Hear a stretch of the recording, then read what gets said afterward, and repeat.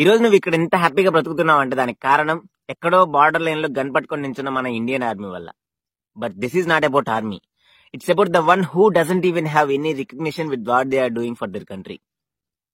It's him, the spy.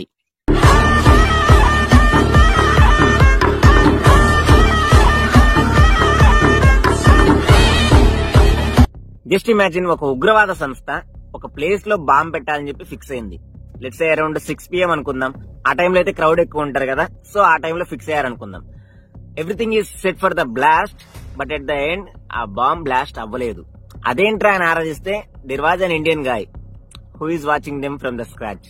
వాళ్ళు వేసే inch by inch అతను అబ్జర్వ్ చేస్తూ మన ఇండియన్ ఆర్మీకి ఇన్ఫర్మేషన్ ఇస్తున్నాడు. సో మన ఇండియన్ ఆర్మీ వాళ్ళకంటే ముందే అక్కడికి వెళ్లి ఆ బాంబ్ ని డిస్కనెక్ట్ చేశారు, ఆ బాంబ్ బ్లాస్ట్ ని ఆపేశారు. So I believe you got my point, right?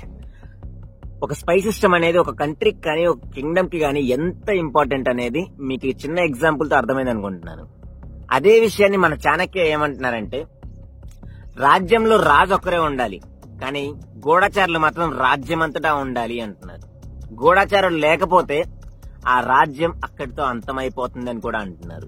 అలానే ఈ గూఢచారులు ఒక రాజ్యానికి కానీ, ఒక కంట్రీకి కానీ, ఒక ప్లేస్ కి కానీ, ఒక పర్టికులర్ కింగ్ కి కానీ ఎంత అవసరం అనేది మొత్తం కంప్లీట్ గా ఈ వీడియోలో తెలుసుకుందాం. ఈ గూఢచారుల్లో కూడా చాలా రకాలు ఉన్నారు.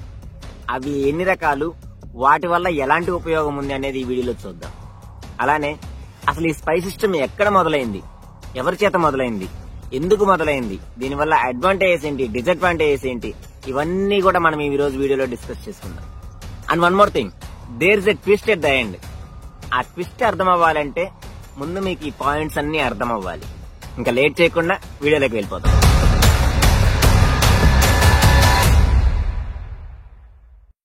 అసలు ఈ స్పై సిస్టమ్ ఎప్పుడు మొదలైంది, దీని గురించి తెలియాలంటే ముందు మీకు దేవరకథ తెలియాల్సిన అవసరం లేదు.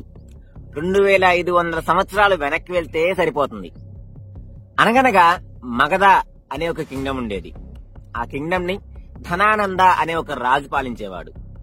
ఆ కాలంలో Magadha kingdom one of the richest empires in the world. కానీ అందులో ఉండే ప్రజలు మాత్రం చాలా ఇబ్బందులకు గురయ్యేవాళ్ళు. ఏ రోజు కూడా హ్యాపీగా ఉండేవారు కాదు. అండ్ ఆ కింగ్ కూడా కొంచెం యాటిట్యూడ్ చూపిస్తాడులే. ఓవర్ ఆరోగెన్స్ గా ఉండటం, ధర్మం, ప్రజాసేవ లాంటివి తన డిక్షనరీలో కూడా లేనట్టుగా బిహేవ్ చేయడం, ఇలా తన పరిపాలన సాగించేవాడు. అండ్ ఆ టైంలోనే వన్ ఆఫ్ ద బ్రాహ్మిన్స్ అతని ఆస్థానానికి వచ్చి ప్రజల సమస్యల గురించి ఆయనకు వివరిస్తూ ఉంటే ఆ కింగ్ ధనానంద రాజు అతన్ని అక్కడి నుంచి వెళ్లగొట్టేస్తారు. అండ్ అన్ఫార్చునేట్లీ ఆ రాజు జాతకం బాగోలేకో లేదా ఆ ప్రజల జాతకం బాగుండో, he is actually a grand master Chanakya. ఆ బ్రాహ్మిన్, ఆ చాణక్య ఈ రాజుని ఎలాగైనా సరే ఓడించి నామరూపాలు లేకుండా చెయ్యాలి అని ఫిక్స్ అయిపోతాడు. And there it has started the intelligent spy system. And తర్వాత ఈ చాణక్య ప్రజల మంచి చెడులు చూసుకోవడానికి ఒక ఫుల్ పొటెన్షియల్ ఉన్న పర్సన్ కావాలి అని వెతకడం స్టార్ట్ చేశాడు. And he found Chandragupta Maurya who has all the potential of doing his work. తర్వాత గూఢచారులను పెట్టి ఎక్కడికక్కడ ఆ కింగ్ కి ఉన్న కనెక్షన్స్ అన్ని కూడా కట్ చేసుకుంటూ వచ్చాడు. వాళ్ళ రాజ్యంలో ఉండే ప్రజలే అతని మీద తిరగబడేలాగా ప్రిపేర్ చేయించాడు. అండ్ ఫైనల్ గా ఆ ధనానంద రాజుని ఈ చాణక్యుడు నామరూపాలు లేకుండా చేశాడు. But how? ఆ చాణక్య ఆ రాజుని ఎలా ఓడించాడు అని తెలుసుకోవడం కంటే ముందు అసలు ఈ స్పై సిస్టమ్ లో ఉండే స్పైస్ ఎన్ని రకాలు, వాళ్ళ నెట్వర్క్ సిస్టమ్ ఎలా వర్క్ అవుతుంది అనేది చూద్దాం. చాణక్య ఈ స్పై సిస్టమ్ ని 2 లేయర్స్ లాగా డివైడ్ చేశాడు. అందులో మొదటిది సంస్థానాస్. వీళ్ళనే స్టేషనరీ స్పైస్ అని కూడా అంటారు. వీళ్ళు చేసే పని ఏంటంటే వాళ్ళ రాజ్యంలోనే ఉంటూ అక్కడి ప్రజలు ఆ రాజు గురించి గాని, ఆ రాజ్యం గురించి గాని ఏమనుకుంటున్నారు అని కంప్లీట్ ఇన్ఫర్మేషన్ ని గ్యాదర్ చేసి ఎప్పటికప్పుడు ఆ ఇన్ఫర్మేషన్ ని చాణక్యకి చేరవేస్తూ ఉంటారు. ఎయిదర్ గుడ్ ఆర్ బ్యాడ్, దాన్ని బట్టి డెసిషన్ మేకింగ్ అనేది ఉంటుంది. సెకండ్ వచ్చేసి విదేశ. వీళ్ళు ఎక్స్టర్నల్ గా వేరే రాజ్యంలో ఉంటూ ఆ రాజ్యంలో ఉండే ఇంటర్నల్ ప్రాబ్లమ్స్ ని తెలుసుకోవటం, అవసరమైతే ప్రాబ్లమ్స్ ని క్రియేట్ చేయటం, ఆ రాజ్యం యొక్క మిలిటరీ స్ట్రెంగ్త్, ఎనిమీ మూవ్మెంట్స్ అన్ని కూడా రియల్ టైమ్ లో అబ్జర్వ్ చేస్తూ ఆ డేటా మొత్తాన్ని కలెక్ట్ చేసుకుని ఎప్పటికప్పుడు ఈ చాణక్య దగ్గరికి చేరవేస్తూ ఉంటారు. వీళ్ళు అడుక్కునే వాళ్ళలాగా, వ్యాపారస్తుల్లాగా, సన్యాసుల్లాగా, ప్రాస్టిట్యూట్స్ లాగా, ఎంటర్టైన్ చేసే వాళ్ళలాగా ఫర్ ఎగ్జాంపుల్ ఆ టైంలో డాన్స్లు నాటకాలు ఎక్కువ ఉంటాయి కదా, అందులో పార్టిసిపేట్ చేస్తూ ఎంటర్టైన్ చేసే వాళ్ళలాగా, ఈవెన్ ఆస్ట్రాలజర్స్ లాగా కూడా అక్కడక్కడే తిరుగుతూ ఉంటారు. ఇకపోతే అర్థశాస్త్ర ప్రకారం చాణక్య టోటల్ గా 10 టైప్స్ ఆఫ్ స్పైస్ ని ట్రైన్ చేసేవాడు. అవి సంస్థాన్, సంస్థాన్, ఉదాస్థిత, సంచార, తీవ్ర, కాపటిక, ఉభయవేతన, దూత, తీక్షణ అండ్ ఫైనల్ గా రక్త.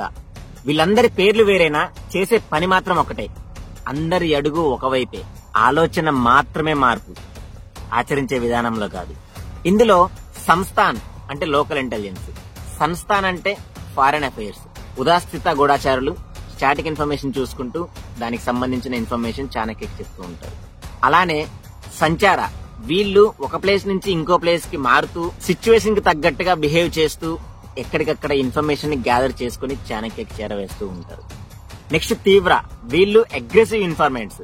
నెక్స్ట్ కాపటిక, వీళ్ళు ఫేక్ ఎసిడిక్స్ లాగా అక్కడక్కడే సర్వైవ్ అవుతూ వీళ్ళకి ఇన్ఫర్మేషన్ ఇస్తూ ఉంటారు.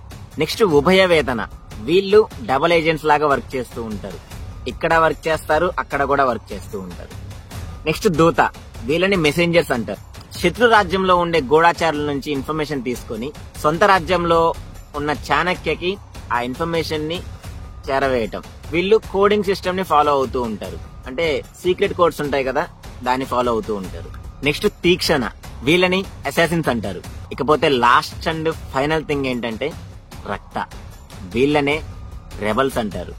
వీళ్ళు రాజ్యం కోసం ఫైట్ చేయడానికి, అవసరమైతే ప్రాణాలు తీయడానికి లేదా ప్రాణం ఇవ్వడానికి రెడీగా ఉంటారు. ఇప్పుడు చాణక్య స్పైస్ ని ఎలా ట్రైన్ చేస్తాడు అనేది చూద్దాం. ఈ చాణక్య బోయపాటి సీను డైరెక్షన్ లాగా గొడ్డలు పట్టుకుని పరిగెత్తడాలు, కత్తులు పట్టుకుని నరికేసుకోవడాలు లాంటివి ఉండవు. మన సుకుమార్, త్రివిక్రమ్ కలిసి మూవీ తీస్తే దాని అవుట్పుట్ ఎలా వస్తుంది, అలా నీట్ గా, క్లెవర్ గా, సింపుల్ గా ఉంటుంది. వీళ్ళ ట్రైనింగ్ కంప్లీట్ గా బ్రెయిన్ ని టార్గెట్ చేసే విధంగా ఉంటది. అందులో ఫస్ట్ ది ఎమోషనల్ డిటాచ్మెంట్.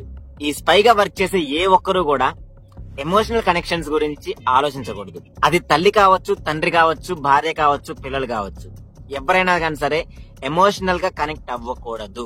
ఇంకో మెయిన్ థింగ్, ఇందులో అన్ని మెయిన్ థింగ్సే. నెక్స్ట్ వచ్చేసి ఫియర్ ఎలిమినేషన్. ఇందులో 2 ఉంటాయి. ఒకటి భయపడకుండా ఉండాలి, 2 భయం వచ్చినా కూడా భయం లేనట్టు నటించాలి.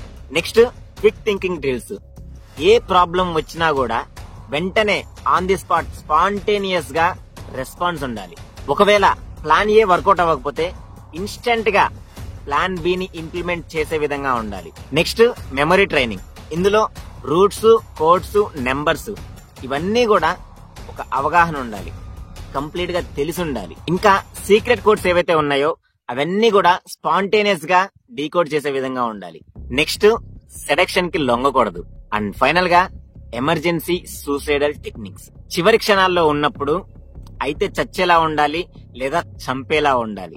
అసలు ఒక్క మాటలో చెప్పాలంటే వీళ్ళు సిచ్యువేషన్స్ ని కంట్రోల్ చేసే విధంగా ఉండాలి, గానీ సిచ్యువేషన్స్ వీళ్ళని కంట్రోల్ చేసే విధంగా మాత్రం అస్సలు ఉండకూడదు.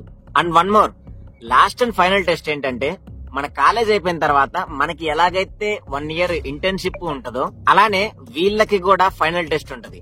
అందులో ట్రైన్డ్ స్పైస్ ని డైరెక్ట్ గా ఎనిమీ వాళ్ళ కింగ్డమ్ కి పంపిస్తారు, ఎనిమీ వాళ్ళ రాజ్యానికి పంపిస్తారు. అందులో ఎనిమీ సోల్జర్స్ ని మిస్లీడ్ చేయటం, వాళ్ళ సీక్రెట్స్ ని, సీక్రెట్ కోడ్స్ ని తెలుసుకొని ఎప్పటికప్పుడు చాణక్యకి చేరవేయటం చేయాలి. వెళ్లిన వాళ్ళు ఎప్పుడైతే అందులో సక్సెస్ఫుల్ గా వర్కౌట్ చేసుకుని వస్తారో ఆ క్షణమే అతని స్పై జీవితం స్టార్ట్ అయినట్టు. ఇకపోతే ఈ స్పై సిస్టమ్ ని యూజ్ చేసుకుని చాణక్య ధనానంద రాజుని ఎలా ఓడించాడు అనేది నెక్స్ట్ పార్ట్ లో చూద్దాం. ఎందుకంటే ఇప్పటికే వీడియో లెంత్ ఎక్కువైపోయింది కదా, ఎంతైనా కొత్త యూట్యూబర్ ని కదా, మీరు కొంచెం సపోర్ట్ ఇస్తే వీడియో లెంత్ పెంచుకుంటూ వెళ్దాం. అండ్ ఎండ్ లో ఒక ట్విస్ట్ ఉందని చెప్పా కదా, అదేంటంటే ఇప్పుడు ప్రెసెంట్ జనరేషన్ లో ఆల్మోస్ట్ అన్ని పొలిటికల్ పార్టీస్ ఇదే స్పై సిస్టమ్ ని బేస్ చేసుకుని ప్రజల్ని మ్యానిపులేట్ చేస్తున్నారు. That manipulators, I mean spice, that spies can be in any manner. That can be TV channels, newspapers, unemployed youth, teenagers, అలానే caste biased people.